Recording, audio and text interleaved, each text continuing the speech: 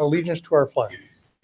I pledge allegiance to the flag of the United States of America and to the republic for which it stands, one nation, under God, indivisible, with liberty and justice for all.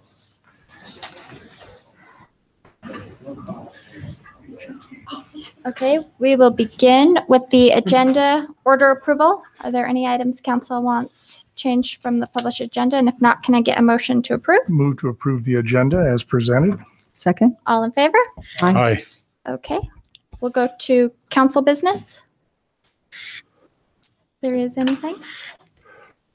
Okay, oh, this is going to be a quiet meeting.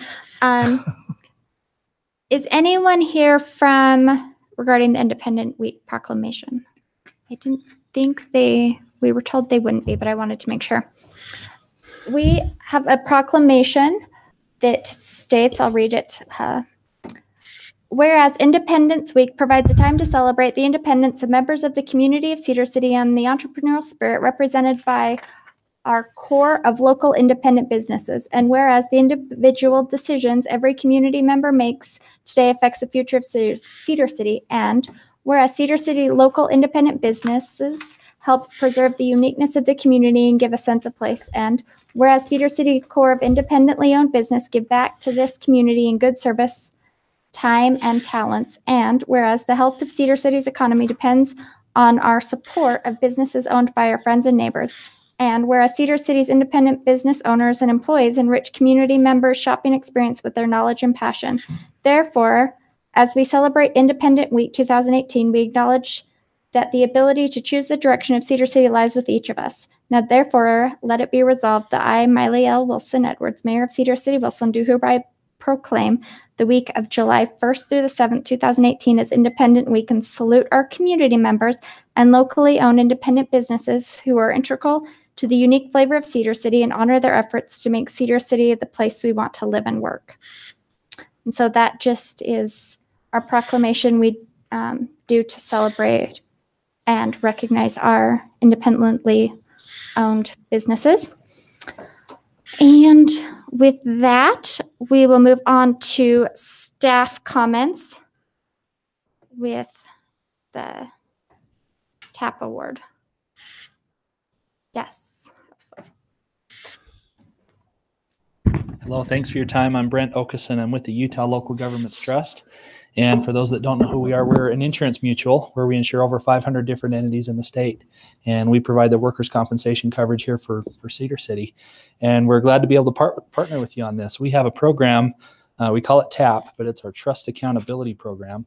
And what it does, that we have several entities, cities, towns, and counties around the state that participate in this. And if they're able to meet these requirements that go towards risk management and preventing losses, they implement these things, they're able to qualify for this award. And Cedar City has done this now for the first time this past year. And that's why I'm here today to present the award to you. But I'll just tell you a little bit about it. Natasha Hershey did a great job this past year. She's your risk manager here. She did a great job on putting this program together, to getting the documentation submitted. And it has to do with managing employee injuries, getting employees back to work quickly, having a safety committee, doing important things that help the employees to stay safe, and it really benefits the community and all of the workers. And so we appreciate your partnership there. So there's some nice things that go with this. Today I'll leave you with this award for 2017 for accomplishing that. And with this, you get a discount on your workers' compensation premium for every year that you participate in this program. So being your first time, you get a 1.5% discount at your next renewal. And if you do it 3 consecutive years, you can get up to a 4.5% discount. And that's part of our appreciation for working together and having that great partnership. And so I'd just like to congratulate Cedar City and all the employees. Paul Bitteman did a great job as well, following up and working with Natasha to make this happen. We really appreciate that. And I'd like to congratulate the city and leave this with you. So thank you. Congratulations.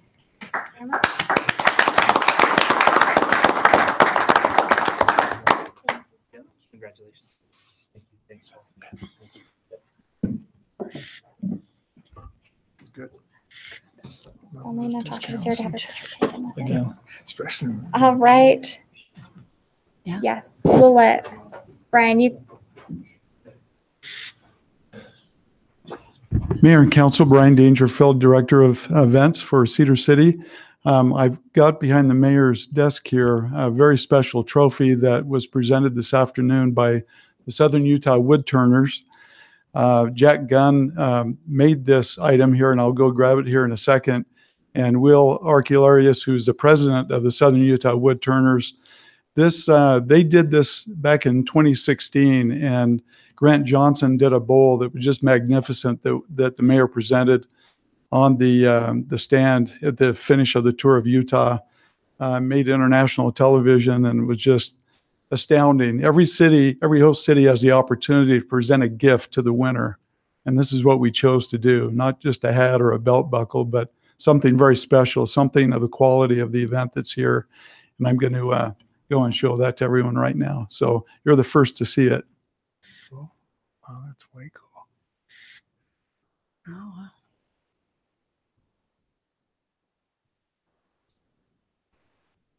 That is beautiful. Wow. Somebody's got some talent. Wow. Yeah, that's neat.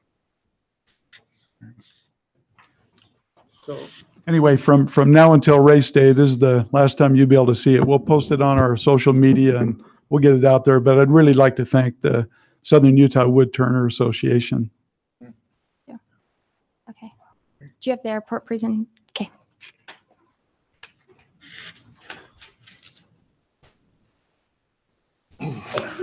Good evening, City Council and Mayor and staff. Ryan Marshall, Public Works Director.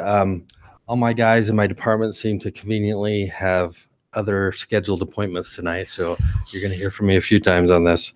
What we're going to present here right now is, and what's on the agenda is, a couple of months ago, a group got together and we formed a group to do an investigation, to do some kind of a tribute out at the airport, to fill a space out around the luggage carousel and in that area. So we had a group that got together and did some research and came up on a individual that had significance to Cedar City and to the airport. And so they started to develop a advertising and a presentation and a display based around him. The gentleman that they decided to honor is Maurice Graham. He was a gentleman that was affiliated with Western Airlines. He was a mail carrier. He crashed his plane, I believe it was up in Kolob area many years ago.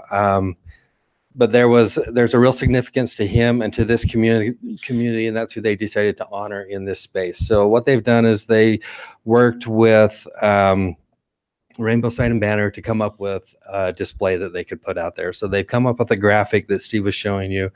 Sorry, I don't have it up there. We had some technical difficulties got lost in translation there. But basically what it's going to be is a map on the two sides of the luggage carousel that will have insets in there that will talk a little bit about his life, about his relationship with Western Airlines, with Cedar City, the crash. There will be some photos and some of the letters that he was carrying at the time that have been recovered will be posted in there. There'll also be photos of the recovery efforts to bring him and his plane back down out of there after the crash and after he had passed away.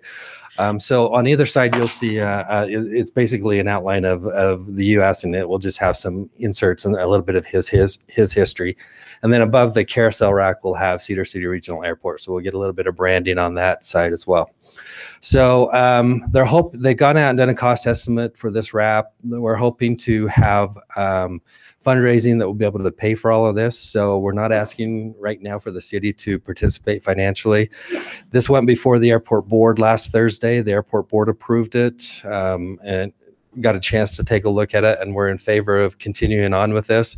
We just wanted to present it to the city council, get your blessing. I don't think there's any motions that need to be made or any action taken, but just to get your blessings and to allow us to continue on with this and to put that display up. Do you have the estimate, the cost estimate?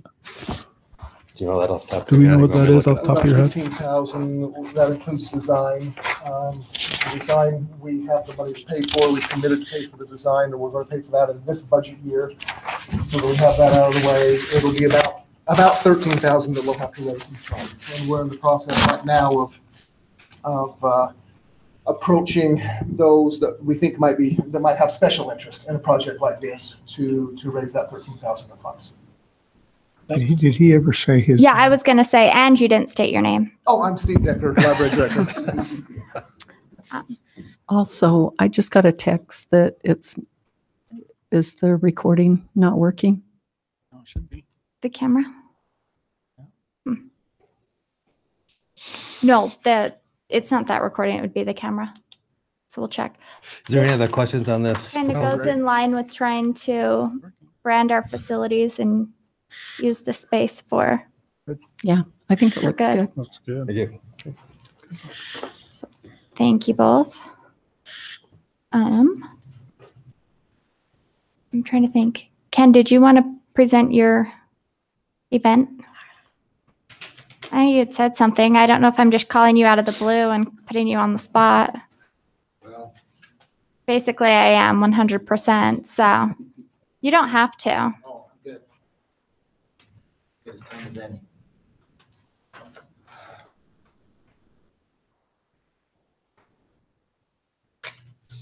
Oh.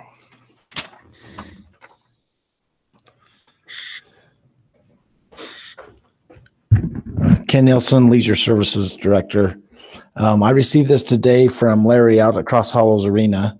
The Gala of Royal Horses event is agreed to come to our area and to Diamond Z. They travel all over the world, really, but they are a very hard event to schedule.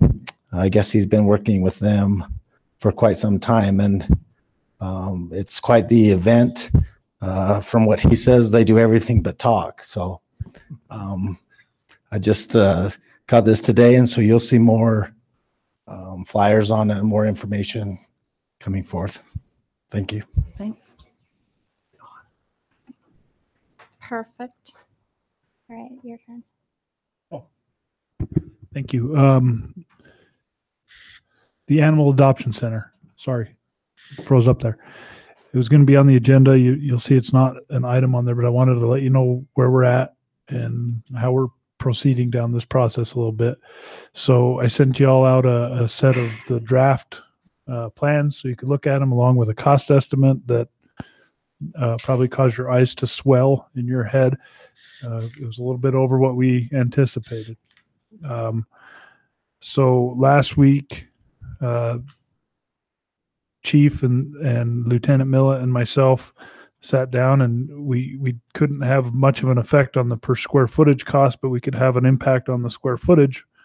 So we found a way to take about 750 square feet out of the building, eliminate a few other features. We sent that back to the architect, kind of went back and forth late last week, early this week to finish it up.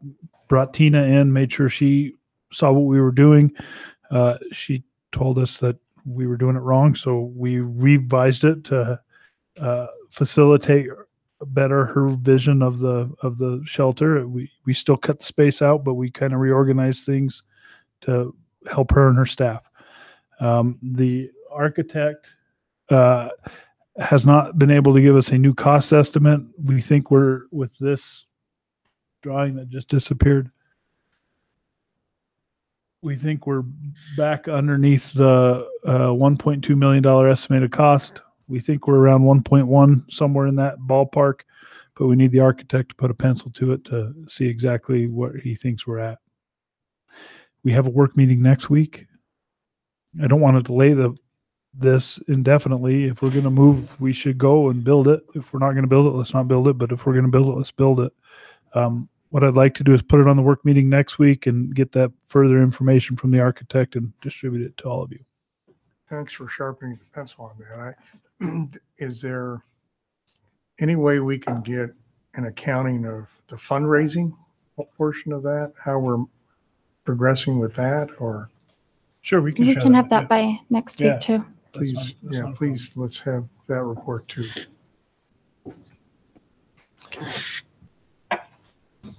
Okay. Thank you. All right. Are there any other staff comments? No. Okay, then we'll move on to the public agenda with our public comment portion. If there is anyone that would like to address the council about an item not on the agenda, now is your opportunity.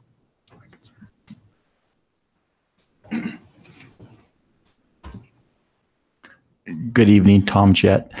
In my usual standard belief that the award that was given this evening for the workers' compensation reduction and the award for good public safety goes to show that if we have good, prudent employees, good, prudent leadership, and we treat them well with respect, they're going to give a substantial return on their investment.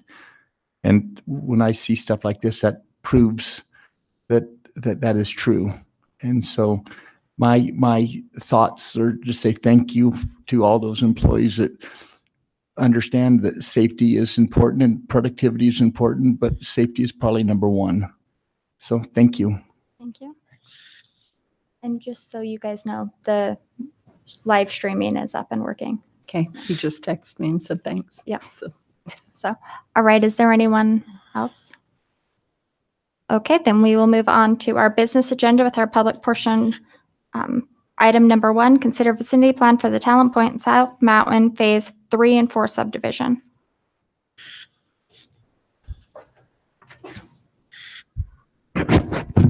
Thank you. Could you engineer something that'll keep that on? I broke it last time. Oh, okay. Tim Watson with Watson Engineering. Good evening, Mayor, staff, and council. I'm coming to you tonight representing Diversified Properties LLC. The agenda is incorrect in the ownership of that.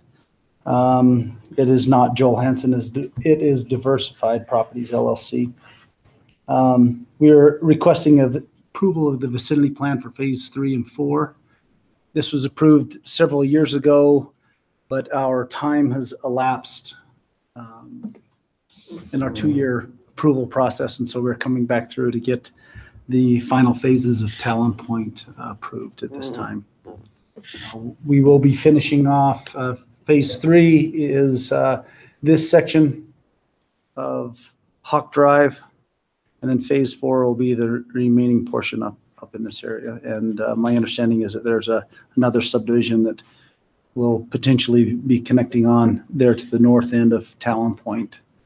And so we've submitted it to the engineering department. We've met their requirements and are requesting the approval of that vicinity plan tonight. From the minutes, might I understand you don't think in the 2 years that Phase 4 will be done, or are they trying to get both of those done? They are trying to get both phases.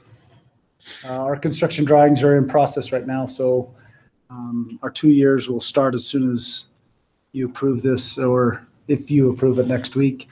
And we hope to have Phase 3 built out before the end of the year.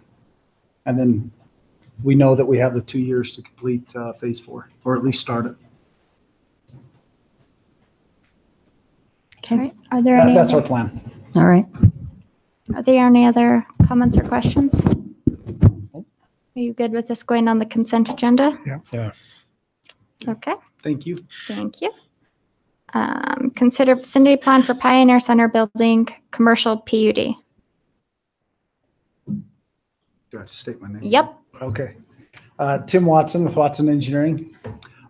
This item is also misrepresented or misstated in the agenda. It is 7 Stars Properties LLC is the owner of the Pioneer Center PUD.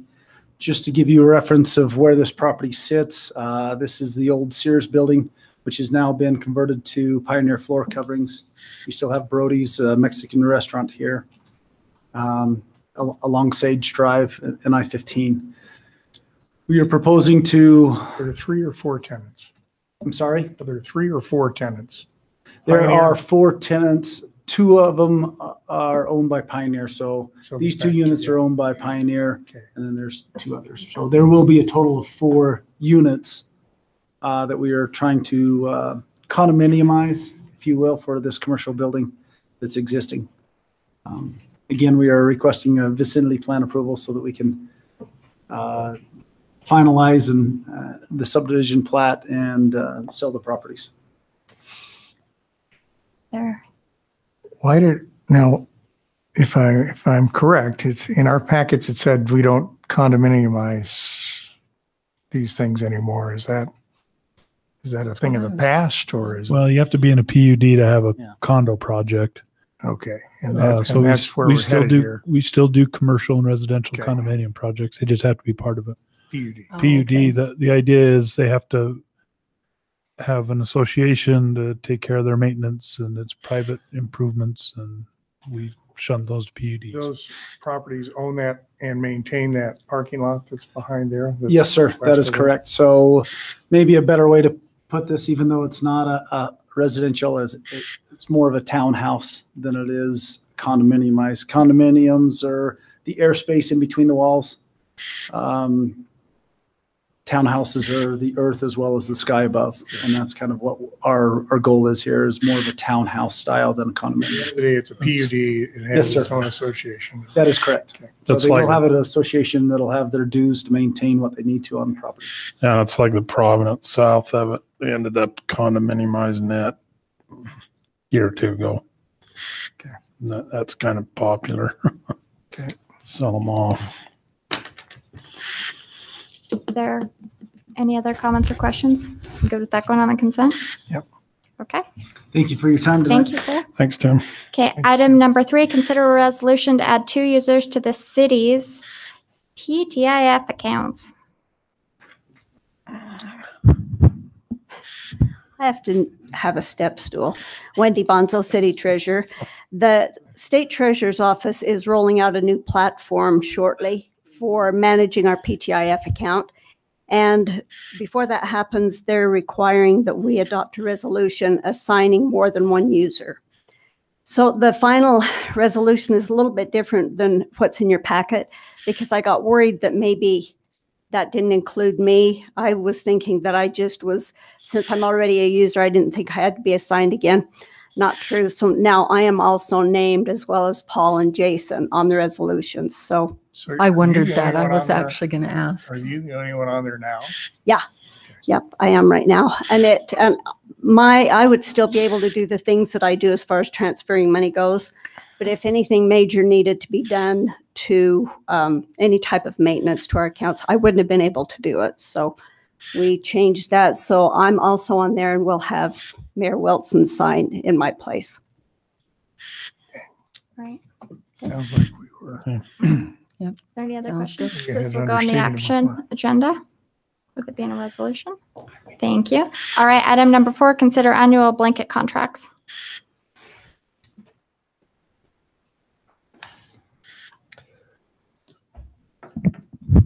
Ryan Marshall, Public Works Director.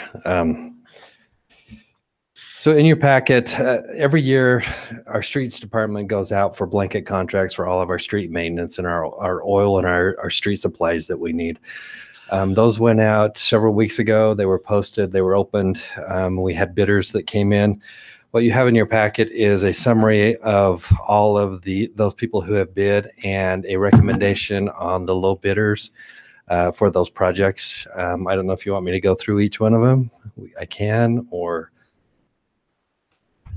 if I you. would say just read through them and who Okay. got the, So who for you're Yeah. recommending. Okay, so for our pavement markings, we had 2 bidders. You can see that Straight Stripe for the overall cost was the low bidder, and so that's who we're recommending get this bid. They are also the same company that got the low bid last year, so they do a great job for us for the pavement markings. The next one is the concrete projects. We had 2 bidders on that. You can see that MS Concrete is the low bidder on that. So we recommend awarding them that contract.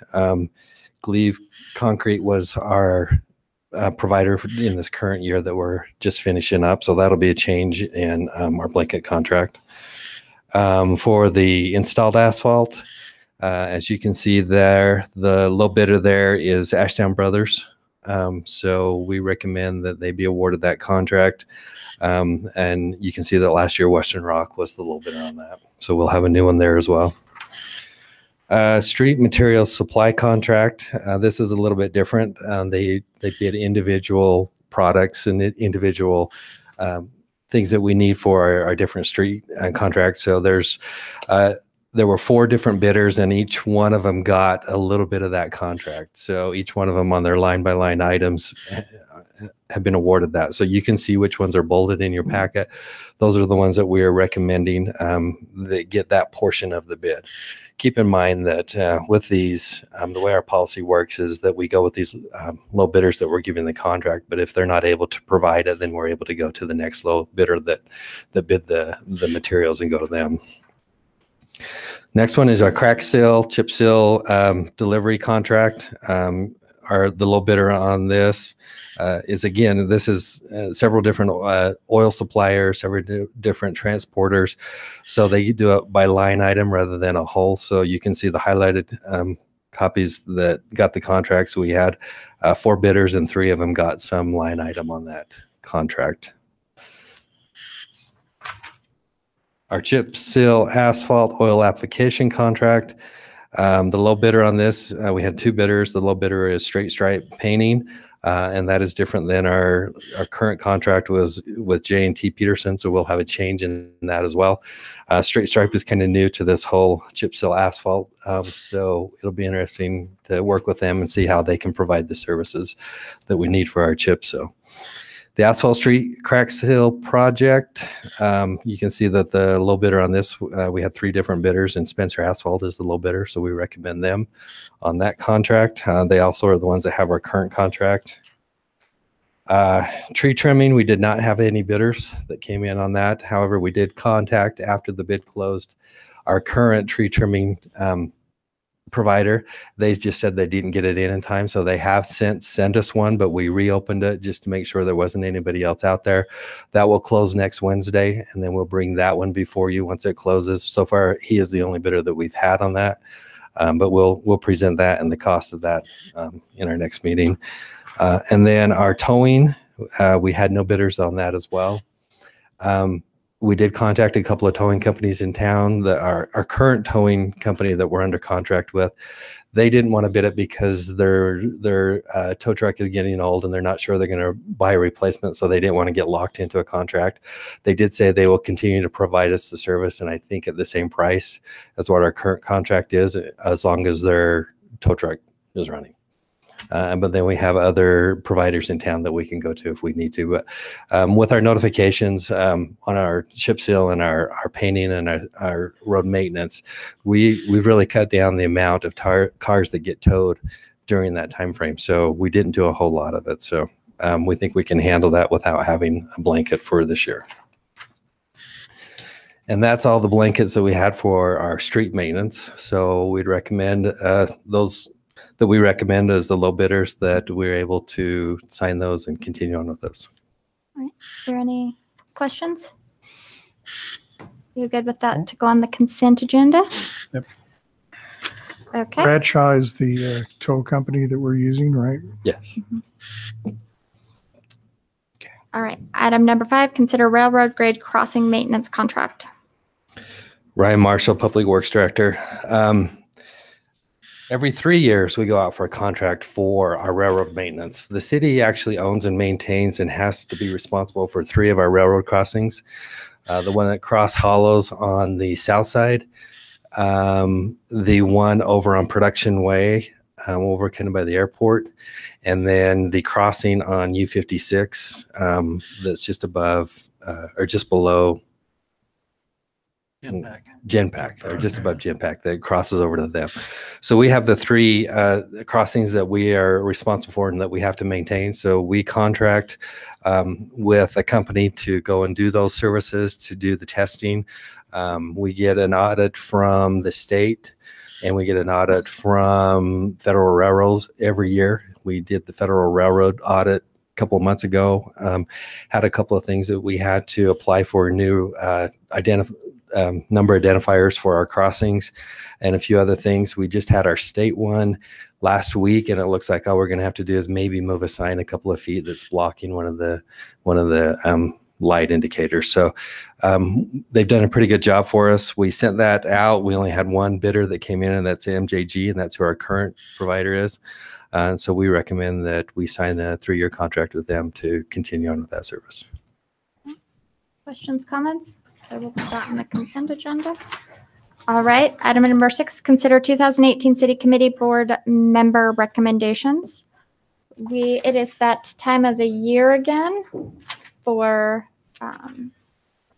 our different city committees and boards. So with that, I will just quickly read through the individuals that we're recommending and for which board. For the airport board, John Appel, and the would replace Scott Truman. Board of Adjustments, we would like to reappoint Joe Sanders. Cats, we would like to reappoint Jerry Russell, Emily Ballard, and Tom Jett. And I will be bringing one more name before you in the near future for the other position on that. The Historic Downtown Committee, we would like to reappoint Chris McCormick, Mark Baruffi, Evan Vickers, Jonathan Smith, Mindy Benson to replace Ellen Trainer as the SUU representative, and reappoint Michelle Jorgensen. For the Leisure Service Advisory Board, appoint Craig Anderson and Heather Johnson to replace Derek Morton and Bruce Barclay, and reappoint Bonnie Jones.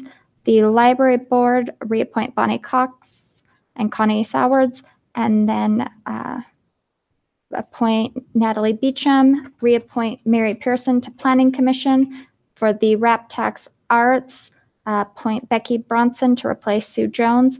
And for the Rap Tax Park and Rec, Lynn Bouchard to replace Casey McClellan. Are there any comments or questions on any of those recommendations?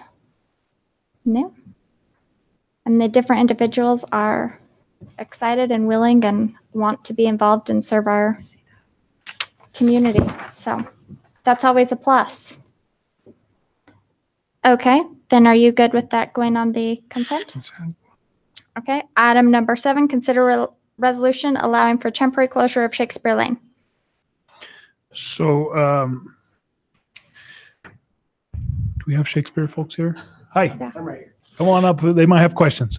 I'll give a little summary. So Shakespeare moved into their new facilities about, 2 seasons ago? 2 seasons. And Michael Karchner. Hey. Shakespeare Festival. And Not Brian Vaughn. I wish I was, but he was supposed to be here, but he's working out some stuff. So they had a issue with some of the noise from the local streets. They approached UDOT and got permission from UDOT to close down Center Street or University Boulevard during their performances. Staff will come out and put up the appropriate signs that say Shakespeare staff, not city staff. Shakespeare staff. Yep. They'll go put up the barricades and signs around 7 p.m.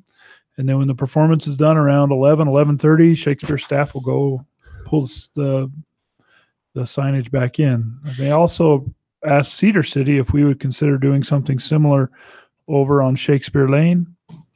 But the restriction would only be local traffic only. So if you have a home over there or you're renting a room over there, you can still access, but it cuts down on through traffic and cuts down the noise. How big a stretch of? From 100 to 300. It's from 100 to 300. 300. 300? So we'll also be blocking off 200 on the north, the south end of 200 right there. There'll be some barricades there too, but they'll have access from the north into those areas. So it's only blocking off getting to the West Center. So the ask from the city is for permission during Shakespeare season, which is July. Starting June 25th. Late June to mid-October. To September 8th on this. To be able to have their staff go close our road to all but through traffic during their performances. Again, staff would come out about 7-ish. Put the barricades up. 7:45 is when we would put the barricades up. And then when the performance is done, take them down. Take them down. Somewhere around 11 o'clock. Which would be around 11 o'clock. The resolution's a little broader just in case starting time moves a little bit and ending time moves a little bit. And we're not going to do anything with 200 on this side of, they'll have access going down and getting in. There's a pointy right there with the little silver button on top. They'll have access from this way getting in. We're just trying to take the traffic that's coming this direction and direct it back down to 200 here, rather than having them immediately go down this one-way street. So. All right.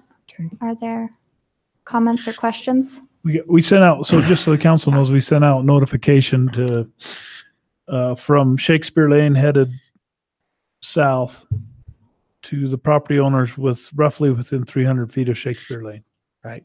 And currently right here, Levitt owns all of this. I mean, they're building their new B&B type of things right in this area.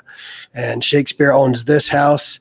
That's Newman Duncan's. And I cannot remember who this is on this corner, but. We got 2 comments back, one phone call and one email, both supportive of the temporary local traffic only restriction. The one email wanted us to put 75 South on the street sign. Yeah, 75 south on Shakespeare Lane street sign. Those are the only comments we got. So, all right. Any other comments or questions related to this? And this will go on the action agenda. Thank you. Thank you. Just so Michael, so they'll vote next week. So if you want to, you can either come or you can give me a call Thursday morning. Let you know. Okay. Here. Yep. All right. And with that, Move to adjourn this meeting. Second. all in favor? Aye. Thank you. Big